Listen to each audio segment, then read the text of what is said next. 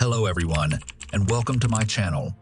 Today, we're going to look at another awful case with you, the one involving Christy Scene and Joseph Codd. Why did a friend kill an entire family? Have you ever considered how well you really know your friends, coworkers, or neighbors, and how much you can trust them? Friends usually know everything about us, but others who appear to be our friends in order to acquire our trust may later use our vulnerabilities if they want to betray or damage us. Friendship is one of the characteristics that most people find meaningful in life. Thus, supporting and assisting a friend is critical, yet the intention to help can occasionally turn into a tragedy. The terrible death of a young woman named Christy Scene and her husband Joseph Codd in 2015 stunned the sleepy provincial hamlet of Leicester, North Carolina. This was one of the loudest and most horrific crimes in the history of this small town. At the time of the tragedy, the couple was excited about the arrival of a new family member. However, the most terrifying component was that their assailant was someone they knew well, trusted, and considered a friend. Furthermore, they were not his exclusive victims. Christy Scene's early life, Christy Maria Cien Codd, was born in Madrid, Spain, on September 3, 1976, as the sole child of American military personnel. Her father was from the United States. He was an Air Force soldier, and as part of his duty, he constantly moved from one location to another, accompanied by his wife and daughter. The family didn't stay long in Spain, and they spent the next few years in various European nations before returning to the United States. The girl started school in New Orleans, Louisiana, but after a year, the family relocated to Texas, then Illinois, and Cien spent several years in Latin American countries. Christy's wandering existence offered advantages, as she learned many languages at a young age and had the opportunity to learn about other nations' cultures and traditions. However, during her adolescence, she struggled to fit in with new groups and make friends in unfamiliar areas. Just as she was settling in, it was time to pack up, relocate, and change schools and social circles. Yet it was precisely because of the continual adjustments that she honed her communication abilities. Chrissy was known as a lovely, friendly, and charming young woman who could effortlessly connect with others. She also participated in sports from a young age, such as gymnastics and swimming, and she even took kickboxing classes for a while. When Christy finished school, her father retired from the military, and the family relocated to Mississippi. There, she met true friends and developed a new hobby: cooking. The adolescent enjoyed creating various foods and experimented extensively in the kitchen, and her culinary creations garnered recognition and appreciation. She eventually opted to extend her education in this field by taking culinary classes.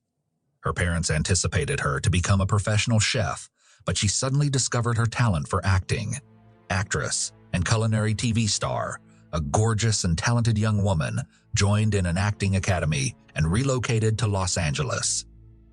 There, vast opportunities arose before her, and she wisely grabbed every chance to make her mark. Christy appeared in commercials, performed on stage in theaters, and worked as an extra or stunt performer in some high-profile Hollywood films. She played a tiny role in the Terminator franchise, undertaking some daring actions. The young woman graduated from the academy in 2000, but she had yet to land any important or prominent jobs, despite her remarkable appearance and obvious aptitude. She then decided to focus on her culinary skills, as well as her athletic abilities, turning these two hobbies into a lucrative business. Christy appeared on various popular culinary television shows, which helped her gain popularity and recognition. She advanced to the finals of one season of the next Food Network Star, but the blonde was unable to win since the judges gave her culinary creations mixed evaluations. Sean was not discouraged, however, because she was able to draw a lot of attention to herself.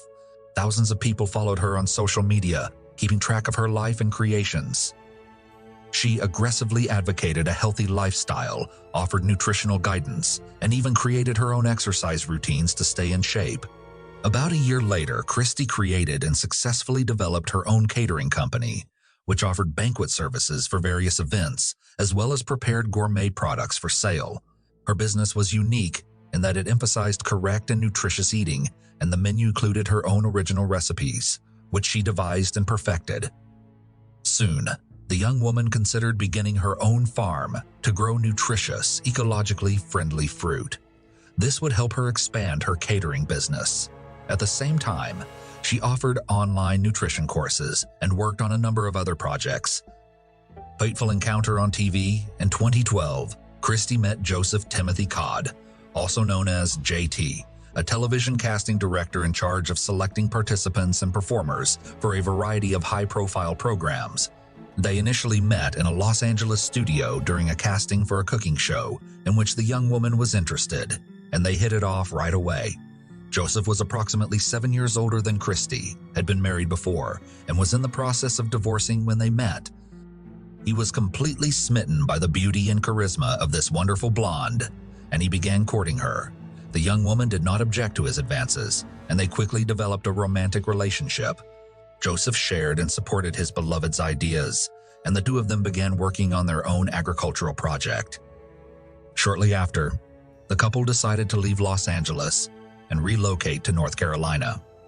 They sold Christy's very successful and well-established catering business. Joseph sold his Hollywood home, and they used the funds to buy a big plot of property near Leicester. To make their goal a reality, the couple purchased a large and comfortable home, as well as a nearly 1-acre plot of land. The male continued to engage with TV networks but now works remotely, whereas the woman is actively creating her personal blog about correct diet and a healthy lifestyle. They were the ideal pair, with a relationship characterized by love and harmony. Soon after, the pair decided to formalize their relationship, and in August 2014, they held a magnificent wedding attended by several hundred people, including relatives, friends, colleagues, neighbors, and even some admirers of the renowned couple. They were really pleased and full of plans for their future together. 3 months after their wedding, the newlyweds found they become parents for the first time. Their delight had no boundaries. Following the new year, during a normal ultrasound scan, the doctor informed the couple that they were expecting a daughter, and Christy remarked to her mother a few days later that they had decided to name their baby Skylar.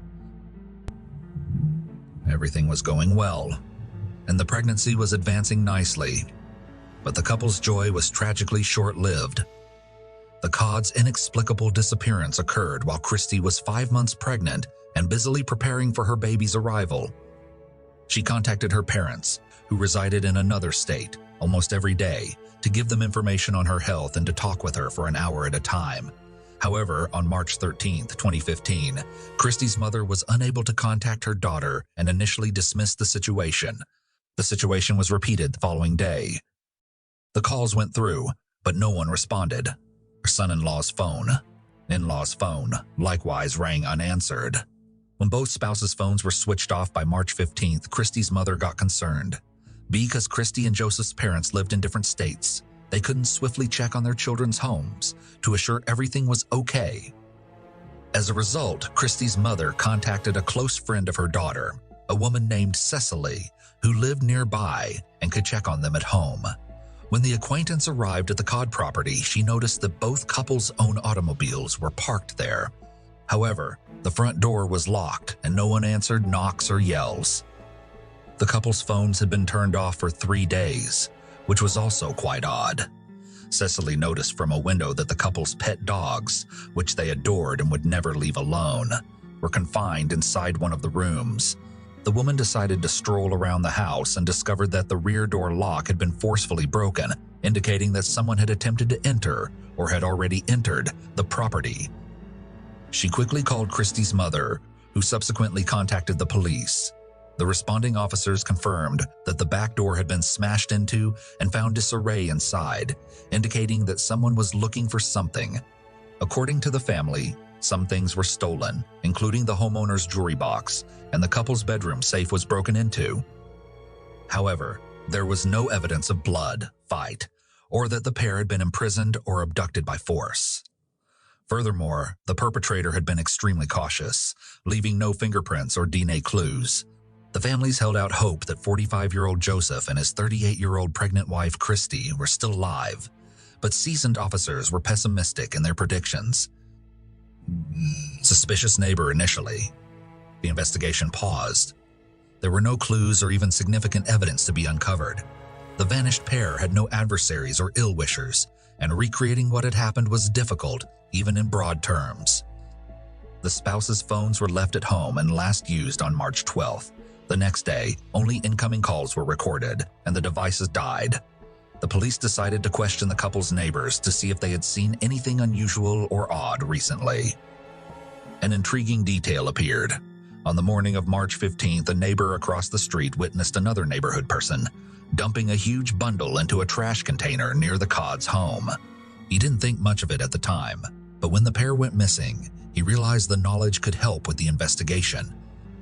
Checking the contents of the bins was no longer possible because the trash had been transported to the dump the day before, and any potential evidence would now have to be examined there. But first, the cops wanted to talk to the person who had discarded the unusual bundle.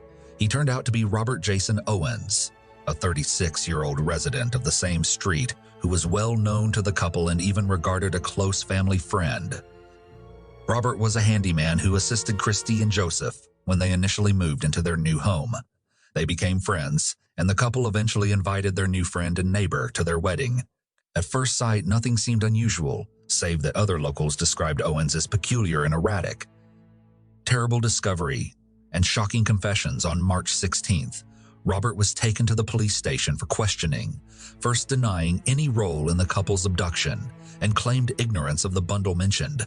Initially, there wasn't anything to charge him with, aside from another neighbor's unfounded charges. However, that evening, the situation altered abruptly when the same enormous unusual bundle was discovered in the landfill.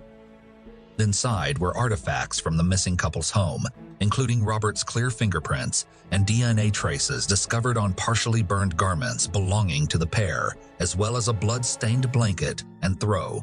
This evidence supported police concerns that Christy and Joseph were no longer alive. Police discovered charred human bone remains in the suspect's wood furnace, dispelling any doubts. Robert was then identified as a suspect in the savage murder of his neighbor and his pregnant wife. Despite his denials and conflicting statements, he finally confessed after many hours, and his revelations were absolutely frightening. He admitted to the double fatality occurrence, claimed it was an accident. According to him, on the evening of March 12th, he planned to go to his friend's house but drove off the road to avoid hitting a dog and became stuck in the mud. He walked to Codd's house and begged for help pushing his car out. The kind and responsive couple volunteered to help, and as they pushed the car, Robert, seated behind the wheel, accidentally confused the gas and brake pedals, striking and running over the pair. He was terrified that he would be blamed of killing them, so he elected not to notify the police or emergency services, instead preferring to conceal the incident. Robert stated he went back to the Codd's house, smashed in the rear door, and removed blankets from the bedroom to transfer the bodies, which he wasn't sure were dead. He wrapped the bodies, loaded them into the bed of his pickup truck, and drove them home, where he dismembered them in his bathroom with a saw and a tiny axe. He then turned on his stove and began gradually throwing chunks of his friends' bodies into the fire, hoping they would burn entirely.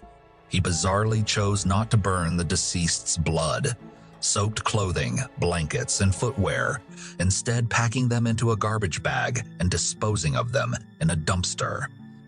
Figuring that after the rubbish was carried to the landfill, no one would be able to find them. After all of this, Robert said he decided to arrange a burglary, but in fact he had robbed his friend's house himself, stealing money and goods that he pawned the next day. An unsolved crime. Even seasoned police officers were startled by Robert's savagery in disposing of his friends' bodies, as well as his uncanny serenity in recounting the incidents. They discovered a saw and an axe at his residence, both stained with the deceased's blood, skin, and bone fragments. The accused had not even tried to clean or hide the tools, believing that the investigation would never lead to him because he had left no traces at Codd's house. Forensic examination determined that the bone fragments discovered in Owen's stove corresponded to the missing pair. Law enforcement chose to look further into the suspect's past. Robert was unmarried, had no children, and hardly communicated with his relatives. He had previously lived in Asheville, North Carolina, but in 2000 he purchased land in Leicester and built a home there. It was discovered that his name was tied to an unresolved crime committed in Asheville 15 years ago. Zeb Wayne Quinn, Robert's 18-year-old close friend, unexpectedly vanished in 2000. Robert and Zeb had known each other since school, lived close by, and were friends. Zeb was completing military training while also working part-time at Walmart. Quinn met with Robert on January 2, 2000, after ending his job, and they planned to drive to Leicester to buy a new automobile, but he never returned. A few days later, his master protege was discovered in another section of town, parked with the headlights turned on. Inside, a heart was drawn on the window with red lipstick. The car's owner was never located. The car was also damaged and scratched, with remnants of paint from another vehicle. Robert was the last person to see Zeb, and his automobile was also damaged, with paint particles from Zeb's car found in the scratches. Robert shared an unusual and unlikely narrative. Zeb blinked at him to stop as they approached Leicester. Zeb stated that he had received a message on his pager and urgently needed to use a payphone. He requested Robert to wait and went to the local gas station, but returned 10 minutes later, appearing panicked, saying their intentions had changed, and then driving off in an unknown direction, colliding with his friend's car. It was also uncovered that Zeb had a love involvement with a lady named Misty Taylor, whose former boyfriend, Wesley Smith, had threatened Zeb with harm if he did not cease seeing her. Taylor, Smith, and Owens were all questioned about this case. Due to a lack of evidence, all three were released. In addition, Misty and Wesley had alibis, whereas Robert did not. A large sum of money that Zeb had with him in case he wanted to buy the car, as well as his pager, vanished from his vehicle, and it was never confirmed what message he had received, if any. The investigation led toward the hypothesis that there was no message at all. Another mystery was that the day after Zeb's disappearance, a man called Walmart and claimed to be him, saying he wouldn't be going to work for the next 5 days due to illness. However, the coworker who answered the phone thought the voice sounded unusual and foreign, unlike Zeb at all. The phone call was traced back to a Volvo facility where Robert works. During interrogation, Owens surprisingly claimed that he made the call at his friend's request the night before Zeb drove away. No fresh evidence or witnesses were discovered, and the case has remained unresolved, with Zeb Quinn reported as missing ever since. However, 15 years later, Owens was examined again, this time on suspicion of being directly implicated in the disappearance of his old friend. New unexpected details of an old case in June 2015. Zeb Quinn's case was reopened from the archives, and the investigation restarted. Initially, it appeared doubtful that law enforcement would unearth any fresh information. Robert repeated the same story he had told in 2000, signaling that he had nothing new to say. Nonetheless, the authorities decided to perform a more thorough search of his premises, and they discovered something quite strange. A weirdly walled, off-chamber in Owens' detached concrete slab was discovered, containing small, highly burnt human bone fragments. Unfortunately, the remains were too degraded to undergo DNA analysis, making it impossible to say clearly whether they belonged to the missing Quinn. A neighbor's interview yielded even more unexpected results. An old man living nearby remembers something from January 2000, when young Owens had just bought the site and began building his house. One evening, he lit a fire that generated a sickening, sweet, and unpleasant scent. The neighbor challenged him since the wind was pushing the stink towards him, almost making him sick. Soon after, the fire pit was filled in concrete, which seemed peculiar, but Robert claimed he intended to create a tiny fountain there, which he never completed.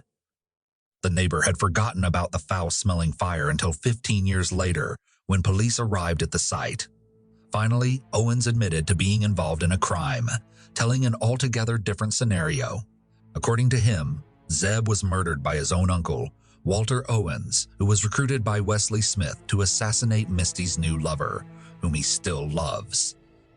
Robert claimed he was uninformed at the time, and that his uncle had instructed him to lure the young man to a quiet location. When the three of them arrived in a forested area on the way to Leicester, the uncle instructed them to stop the car and then notify Quinn to do the same. When the young guy stepped out, Walter shot him discreetly before instructing his nephew to help dismember and package the body, which was burned on Robert's land that night and sealed in concrete. Interrogating Walter Owens was no longer conceivable because he had died some years before his nephew's horrifying admission. There was no evidence located at the alleged crime scene, and the account sounded extremely unconvincing. Legal proceedings, plea bargain, and final decision. Initially, Robert was charged with first-degree double murder, murder of an unborn child, dismemberment and hiding of evidence, burglary, and robbery. All of these allegations could have resulted in the death penalty, but it was uncovered that the defendant had long suffered from depression and mental illnesses and was taking powerful medication, which his lawyer used to build his case.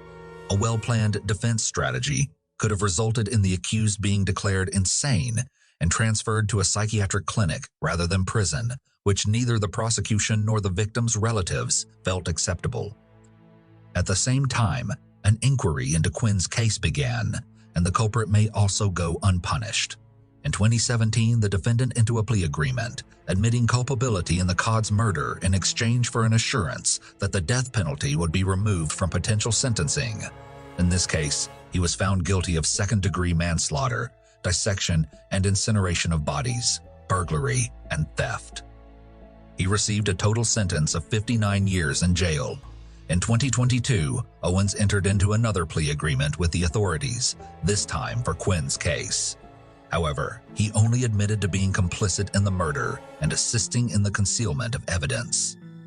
He was sentenced to an additional 12 years for this offense, on top of his already effective life sentence. Following the sentencing, the murderer asked for forgiveness from the relatives of those he had killed. He reiterated his innocence, attributing everything to an unlucky event that triggered his mental illness and the influence of heavy medication, which impairs his judgment.